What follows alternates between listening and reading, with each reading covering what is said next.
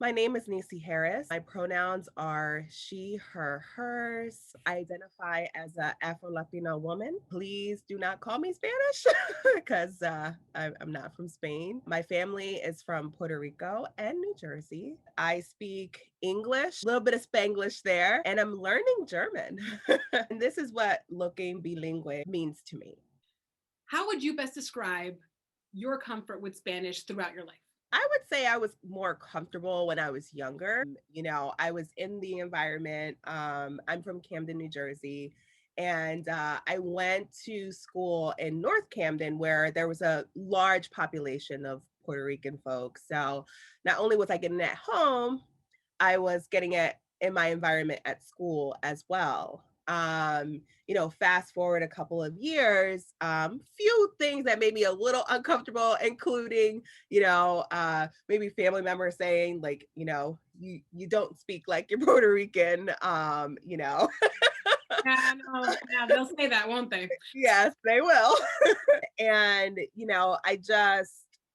I went through a transition where I was trying to, assimilate and have a more professional, tone. And not saying that, speaking Spanish is not professional. It's I was learning to go from, maybe using a lot of slang to Yeah, using a lot of proper language. yeah, yeah. And so I spent my time kind of focusing in on that. But yeah, so I would say when I was younger, I was more comfortable with speaking it. I know what you mean, like that it's formal versus informal. When you're hanging out with your friends, it sounds very different from when you're at work. But you do speak differently and you're more aware of the way that you speak because you're communicating in a different space. Like, Correct. And I had to practice. I yeah, mean, I had to practice to, pronunciate, you know, yeah. um, to be articulate, traditional sense of the word. And and so I practiced a lot on that, learning how to speak in a professional setting. So that's where a lot of my focus was as I got older. Were there any key moments that really defined what your Spanish was? I took, a couple of advanced college classes, and I had this, you know, one professor who was just she was adamant about making me speak like her. If I say, "Hola, ¿cómo está?" she would be like, "Estás, Nisi, estás," and really just it was embarrassing. It was Yeah, actually like really embarrassing because, my classmates knew that I spoke the language and it almost made it seem like I spoke it incorrectly. Like I was doing something wrong. And anytime I would drop off the S or, not speak quote unquote King's Spanish, yeah. it would be she would just correct me and like in a very brazen manner. I'll never forget that. After that class, I was just like, well, I know what I'm saying. She knows what I'm saying. So I'm going to continue to say it like this. And, Right. we were graded on speaking in class. And I resolved that if she tried to like ding me for that, I would fight it because it's a different dialect, but I'm using it properly. She didn't do that. I think she knew better. I think she knew better than that. And it really became uncomfortable when you hear it from the family that you speak like, an American when you speak Spanish or, so I got this one teacher not liking the dialect that I speak. And then I've got family that's like, doesn't sound right. Yeah, no, that's a really difficult in between to be in. Yes. Yes, absolutely. I use it when I have to. I've had to use it at work.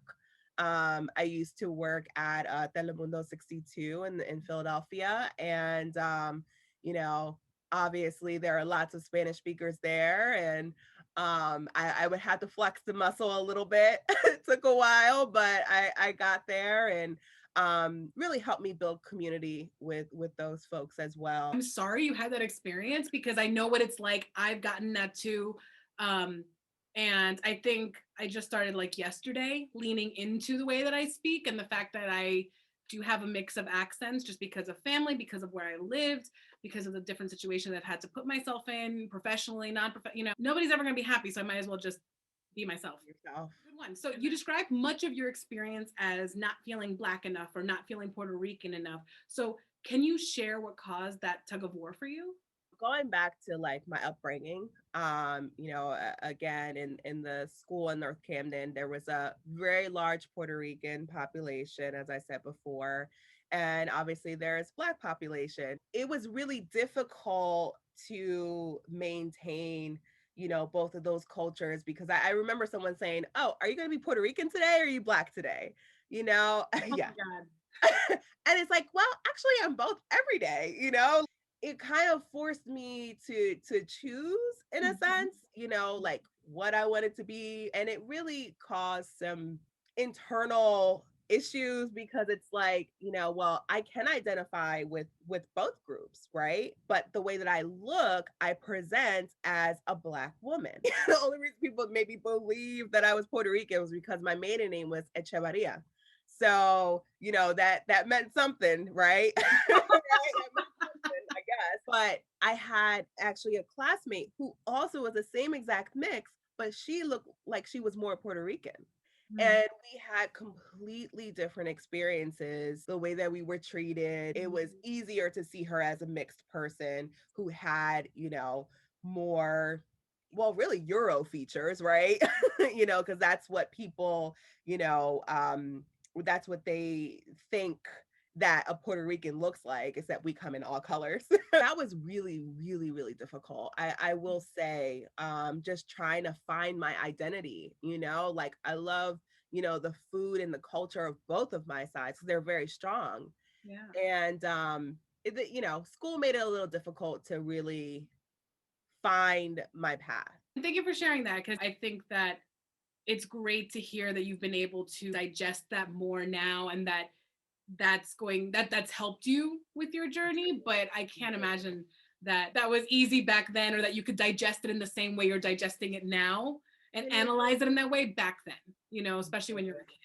No, I just felt like a misfit. There was that little part of me that didn't feel like I belonged, because in order to belong, I had to like choose, Right. what I wanted to be. How have you shattered the image of a Black and Puerto Rican woman, right? Just Yeah. by being yourself, which I think you've said a lot about already, but let's really look at that. Once I got into kind of college, high school, college, I just didn't care. Like I didn't care about that stuff. Like I was just myself. A lot of people who would ask like kind of mean questions like, "Yeah, so you guys make tacos all the time or The taco or conversation. and then you try to say, "Hey, like that typically comes from a certain region known for that. I am from a little island. People are from a little island, and we don't. That's not a part of our, traditional cuisine. Without saying like, "Oh, I'm not Mexican," and putting that down. You know what I mean? So like, I am into a lot of things that I guess a typical Black or Puerto Rican woman wouldn't be into. I love opera. I love knitting. I enjoy going to like cultural events, even if it's, Swiss or, what have you. I remember my husband took me for opera lessons. And it was so much fun. I was so excited about it. The next month I had gone to work and I was telling, some colleagues about it. One of my colleagues said, I wouldn't take you for being into opera. And this is what I usually say to people when I'm challenging them. What do you mean by that? What does that mean? And it makes people reflect, like on the ignorant thing that they just said. When you ask someone, well, what does that mean? Oh, you're Puerto Rican, Nisi? Well, what does that mean? What does that mean? Like, why are you asking that question? Why are you so surprised, right? When you put it back on them to explain whether it's a racist or sexist joke or, some sort of stereotype that they have about you, you put it back on them and you ask them, what do you mean by that? It really makes them think. And I do it, maybe it's a little petty, but I think I'm also teaching a lesson. Yes. A lesson No, in absolutely.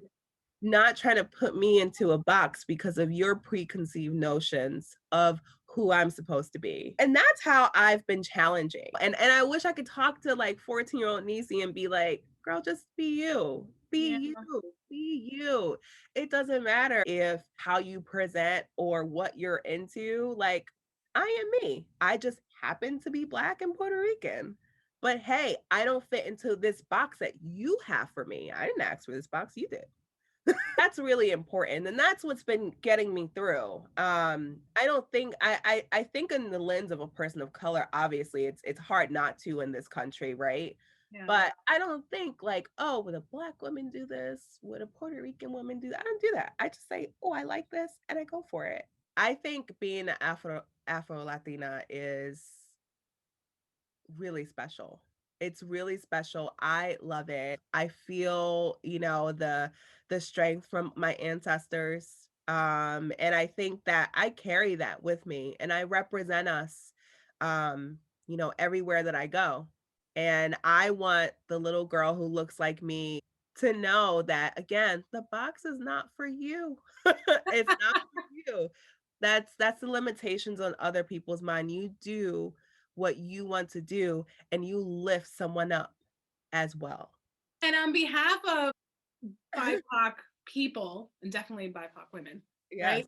Thank you, because that's such an important point to make. And I think that not even just children and teenagers can take that advice or our younger selves, but now, Yeah. our peers now, even folks that are older than us that have been like denying themselves the opportunity to just be, can really look at the situation that you're describing, find a connection and say, how has your journey looking bilingual impacted you as a mom? I have a unique situation because I am Black and Puerto Rican and my husband is Black and Swiss. So we have a very strong sense of culture. The Black side, the Puerto Rican side, and also the Swiss side. And it's a very strong, and it's pronounced in our home. I actually take this part of parenting very seriously because I think it's really important to teach your children that they do not have to fit in a box, but they also should be proud of who and what they come from. And what I mean by that is, we're in a time where racism and sexism are really pronounced. You're seeing it more. I don't think it ever went away, but you're seeing it more. Mm. And so we have to open up the conversations with our children. And my oldest is the only one who actually understands. I have I have three that are 3 and 2, so they didn't really know what's going on. But the 7-year-old is seeing the news and hearing the conversations that we're having. One, I teach my children that they are loved and that they come from strong people who are worthy of life, liberty, and the pursuit of happiness. And that is really cliche. I get that. But No, it's true. I want to raise free children of color, free thinking. Okay. So I want them to know that their color may be a challenge in the workspace in school, Mhm. but it's not a disability. It's not a box that they need to fit in. And I speak so passionately because it's just really important to raise children who love themselves, who love where they come from, and who understand that though they may experience challenges because people are ignorant, Yes, they they are. still can achieve whatever they want to achieve. It's not going to come without challenges, Yeah.